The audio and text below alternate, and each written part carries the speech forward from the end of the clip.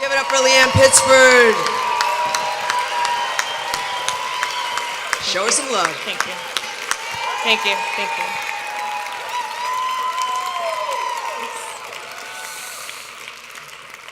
you. While you're standing, you guys want to do a little high five? We haven't done a while. Neighbor, turn the high five. Warm it up. I feel like we've gone long today. You still look great. You can even like jump and high five if you wanted to. Right here, anyone? Right here? No, leave me hanging? No one? You know, thank you. Thank you. I need that. I need a little high five. So you all having a good day? You having a good day? You like the pants? Kara likes the pants. That's how you know you're winning in life, if Kara Swisher likes your pants. Check. So, I don't know if you've seen the news. Shocker, surprise, surprise. There's a diversity problem in technology. It's shocking. And over the last couple years, it stayed the same. We still have a diversity problem in technology. In the last 5 years, the tech industry has spent $1.2 billion to solve this problem. And we haven't gotten very far. So why is it that we can build self-driving cars, but we can't solve the diversity problem in technology? Why is that? I have an idea. I have a hypothesis. It's because, right? This is what your idea of a software engineer looks like. Not true, because you all know that you today are what the face of technology actually looks like. But right now, white, straight, cisgendered male, MIT, Stanford. Why? Because hiring is all about eliminating risk, right? And so what happens, there's two ways that people hire, companies hire. One, from direct referrals, so in your network, and then two, from hiring from the same schools that all the other top tech companies hire from. So are we surprised when we as humans are biased? And guess what? Our networks are biased? That this problem isn't going anywhere? We're still shocked that we spent $1.2 billion and yet nothing's moved forward. There's something else happening right now in technology. 60% of technically skilled people in this country are getting their skills from non-traditional sources. So what does that mean? Coding boot camps and online education. And it's so funny that you're cheering because more women and people of color, and let's just assume the gays, go to boot camps. They're going more to boot camps, right? Only 15% of women are getting their CS degrees. But here's the big problem. Companies are generally, some of you are, but most of you are not hiring from boot camps. Right? You with me? So where does that leave women, people of color, and the queers? Where does that leave us? If 60% of talent are getting their education from boot camps and online, they're teaching themselves, and that's almost half women, close to that for people of color, where does that leave us? Right? Especially when coding is sort of the new law degree, right? It's the promise of economic opportunity. It's not just about learning how to code, it's a job. It's a chance to have a better life. That's what's happening. There is a promise, which is why there's a new boot camp opening every day, and I love boot camps. But it's because there is a promise of economic opportunity. There's a promise of a six-figure job waiting for you. It is a new law degree. Congratulations, you have arrived. So why is it so hard to change, right? Why has this been such a struggle? It's complex. This isn't an easy thing, but why has it been so hard? Well, we live in a systemic, racist, sexist, and anti-LGBTQ world, so this is just a representation of what's going on in our bigger universe. And surprise, surprise, I know this is going to shock a lot of you, but the world is actually not fair. It's not fair.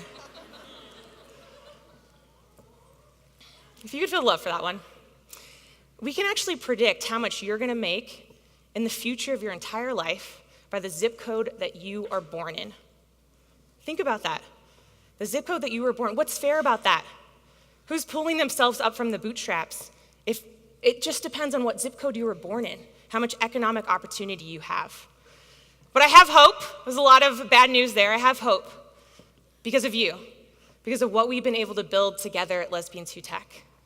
We've been able to build literally this alternate universe that's so magical and so incredible, so much so that BuzzFeed said, if every tech conference, let's just go and say if every tech company were more like Lesbians Who Tech, the world would be a better place, right? We can have hula hoop contests, good hair.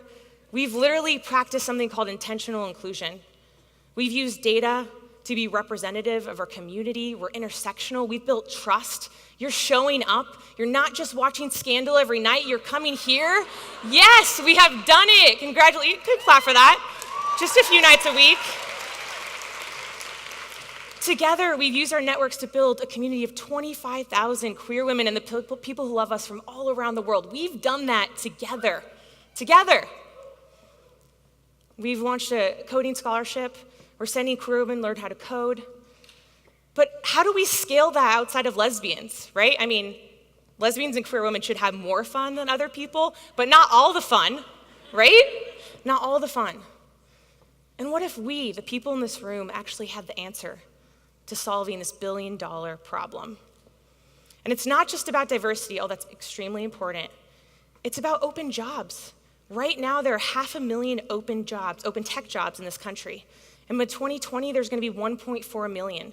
So companies that don't get ahead of this, it's not just about diversity, although it's extremely important, and we know diverse teams are better teams. I don't have to tell you that. But that's more than just this. We're talking about open jobs. If you're not thinking about this, how you're going to handle non-traditional talent, you're already behind and you've got to catch up.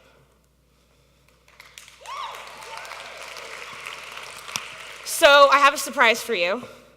Lesbians Who Tech has launched a new project. Congratulations, you've done this. We've launched a new product today, actually. You've seen them out there. It's called Include.io. So what if we could scale direct referrals outside of our networks, knowing our networks are biased? What if a software engineer at Amazon could mini mentor someone, a queer woman of color in Nashville, and look at their code and say, yes, I would bring someone in for an interview? And then what would happen if Amazon could use that platform and say, you know what, I'm going to be intentional, and I'm going to look for women of color who have been validated by current Amazon employees. Guess what? We're still using direct referrals, because I've been at this for a few years, and I've worked with a lot of recruiters, and I don't think direct referrals are going anywhere. They're the safest way to hire. So the problem is, how do we scale direct referrals outside of our networks, knowing that we have bias, that we're biased as humans and we have biased networks? So this is what it looks like. You choose, you self-identify, you upload your projects, and then this is where you come in, the mentors. So you have mentors that you can choose. You look at their projects, you do a mini mentoring session, 30 minutes, you validate them. It feels really good, because guess what? We're giving you a voice in the recruiting process. You want a voice in the recruiting process? So I've talked to hundreds of you, and I know that you do, because you're frustrated, because you've literally referred dozens of people, and then you have no idea what happens, right? You've literally referred queer people, people of color, and you have no idea why they did not get the job. Sometimes you do, but generally not. So what if you could have a voice in this? And guess what? That makes it not just a recruiting tool, but a retention tool, because you have to give your current employees a part of this, give them a voice in this process and let them be a part of the solution, solving this billion-dollar problem. So this is what it looks like for companies.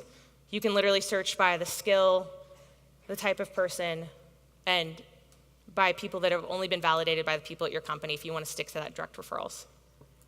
So what we're literally doing is engineering relationships, right? Because again, I'm saying this thing because I think it's really important. We are biased. There's no amount of unconscious bias training that can ever remove the bias that we have of individuals. We live in a systemic, racist, sexist, anti-LGBTQ world. That's just the way it is, and we have to fight it. We have to fight it every day, and we have to be intentional about it.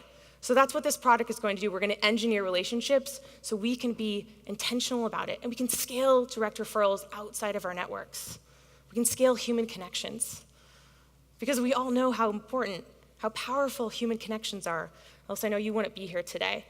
They have the power to change our lives. Just even one conversation. You don't have to have a mentor for months. Just one thing someone says to you can change the trajectory of your life. So what if we could scale that using the power of the internet, to people that would never have access to you, you that live in Silicon Valley, you that work at Google and Facebook, to people that have been self-taught and could finally have access to maybe that economic opportunity and that six-figure job because they've been working their asses off and they deserve it.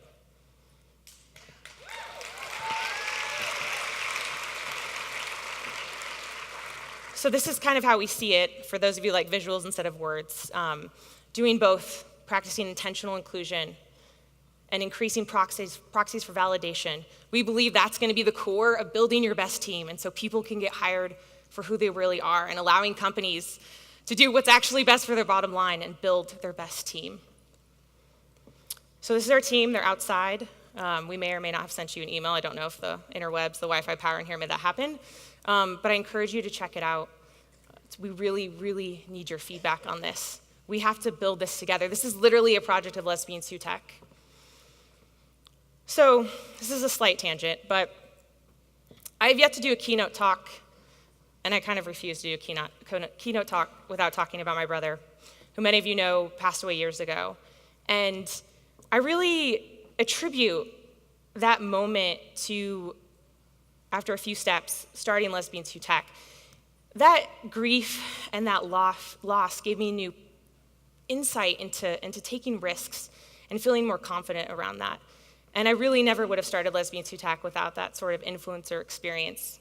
I know most people have experienced loss, and that it's obviously awful, but it gives us a power to take more risks in life because life is too short not to. And so I just like to remind us of that. And I want to tell you that it's really you. It was my brother to start this, but it's really been you over the last couple years that's made me feel comfortable to take this risk and build this product, because I've been hearing the pain points both for recruiters and companies and individuals who want to find jobs. And it's really, literally Lesbian Sioux Tech who's made this happen. So I want to thank you for that and encourage you to take risks, whatever it takes, because apathy is not an option. Even though we do need to heal and take care of ourselves, it's up to us to push for this. There's literally no one else that's going to make this happen. It is up to us to make this happen, because literally, clearly, money is not going to solve the problem. It's going to take humans. It's going to take human relationships, human connections. It's going to take a lot of hard work.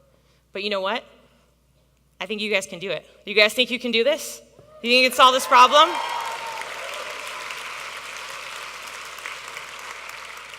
Because it should be this easy. It should be this easy. And that's what I'm going to do for you guys. Thank you so much.